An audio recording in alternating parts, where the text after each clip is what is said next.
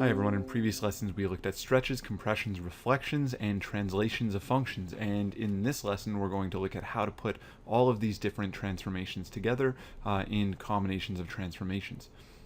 So I've written out a couple notes for you here on how to combine transformations. So here it says stretches, compressions, and reflections can be performed in any order, but they have to be performed before translations. So as a rule of thumb, always perform stretches, compressions, and reflections before translations. Perform translations last.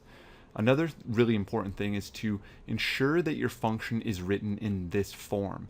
And notice that if you have a coefficient on x inside of your function, you have to make sure that you common factor out that coefficient and write this in factored form inside of the function, so that whatever coefficient on x is factored out.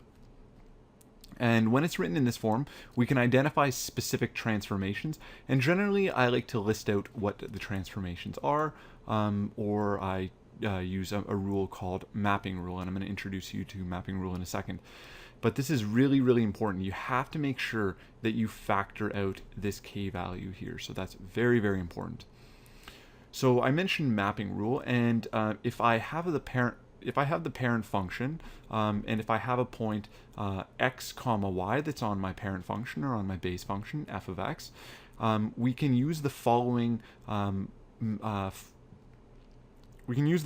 to find a coordinate on the graph of y is equal to a times f of k times x minus d plus c, and this is called the mapping rule.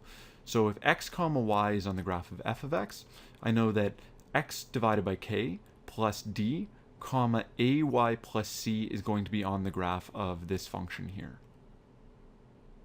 So what I can do is I can take a bunch of points on my parent function and then transform them using this mapping rule. So let's go ahead and practice this through an example. So here it says sketch the graph of the function g of x. It wants us to state the mapping rule, identifying 3 key points in the graph, and then describe the transformations involved. So the first thing that we're going to do is we're going to write, notice that g of x inside of the function. So first off, the parent function is, let's say that the parent function is y is equal to the square root of x. And inside the function, I'm multiplying x by -2. So -2 is going to be the k value. And I have to make sure that that k value is factored inside of the function. So I'm going to write g of x as g of x is equal to -3 times the square root of -2 times x minus 2 plus 5. And here notice that all that I've done is I've just common factored this k value inside of the function. My k value here is -2. I've divided -2x by -2 to get x, and I've divided +4 by -2. If you divide +4 by -2, you get -2. So now that I've written the function like this, I can go ahead and I can identify what my k value is, what my d value is, what a is, and what c is. So first off, if we identify this function, we can try to identify, what values are multiplying or being added to our parent function. So first off, I've got this factor -3 in front of the function. So that means that a is equal to -3. I've already identified that my k value is -2.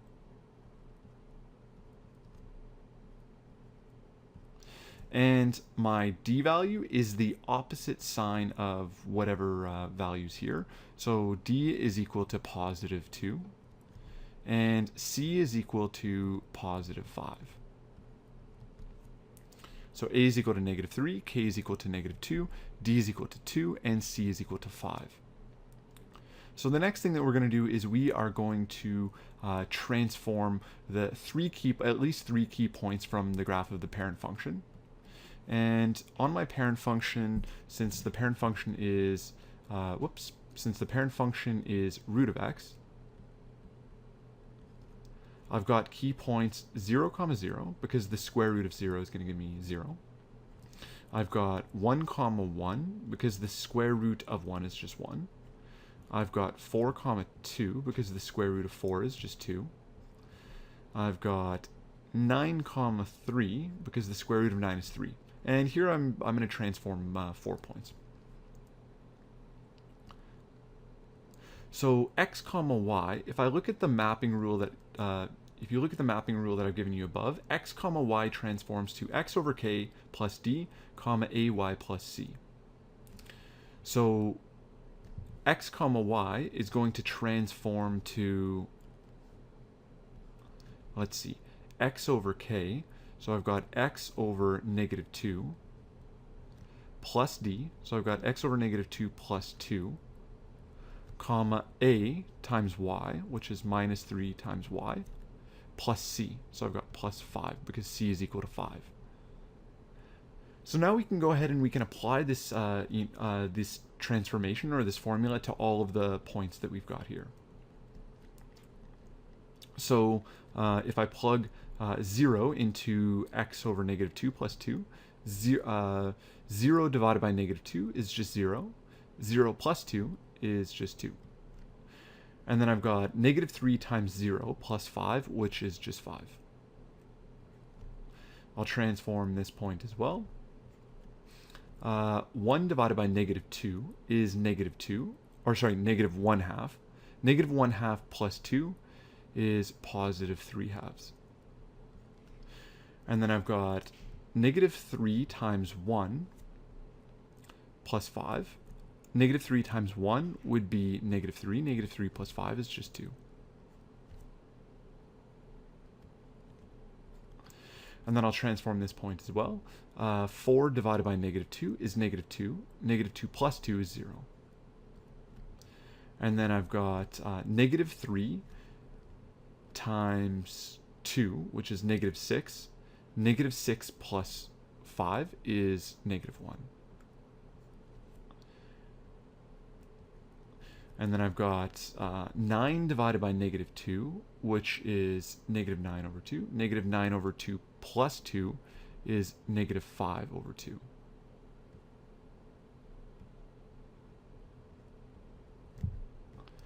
And negative 3 times 3 is minus 9. Minus 9 plus 5 is minus 4. So let's go ahead and first off, let's plot the parent function just so that we ensure that that the transformed function is the proper graph after we apply the transformations to the parent function. So the parent function is just the square root function, and it's got a point here, so 0, 0, 1, 1, 4, 2, and 9, 3, which is here. And we can just draw a smooth curve through all of these points.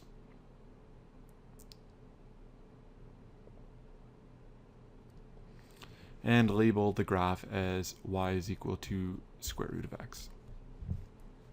Now let's go ahead and we'll plot the points from our transform function. So I've got a point at 2, 5, and the point that I'm transforming to 2, 5 is this point. So it's this point here. So I'm going to go to 2, 5, which is here, and put a point there. I've also got a point at 3 over 2, 2. So 3 over 2 is 1.5. 1.5, 2 would be right here. I've also got a point at 0, negative 1, which is here. And I've got a point at negative 5 over 2, negative 4, which is here. And I'm just going to sketch a smooth curve through these points. And you can kind of see that since this point is mapped to here, that the function is going to look like this. It's going to be a smooth curve through these points, and it's continuing this way. So lastly, we were asked to describe the transformations involved, and let's go ahead and we'll do that. And we can identify the transformations involved by looking at the values of a, k, d, and c. So first off, a was equal to minus 3. So this resulted in this was a reflection. Since a was negative, this is a reflection about the x-axis. It's a reflection about the x-axis. And a vertical stretch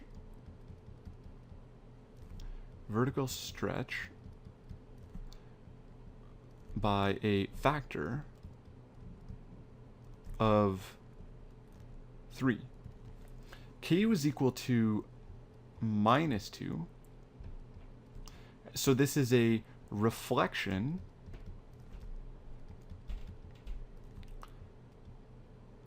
about the y-axis and a horizontal compression, or let's say horizontal dilation. It's a horizontal dilation by a factor of 1/2. We also have that d was equal to 2. So this is a horizontal shift, 2 units right.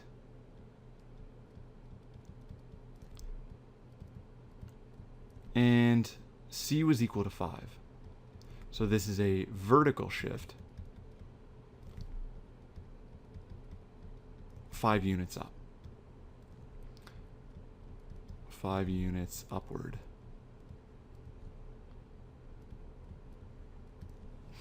So you can see that if you use mapping rule, and actually one more thing that I should have added is I should have added that that this is the graph of g of x that I was graphing.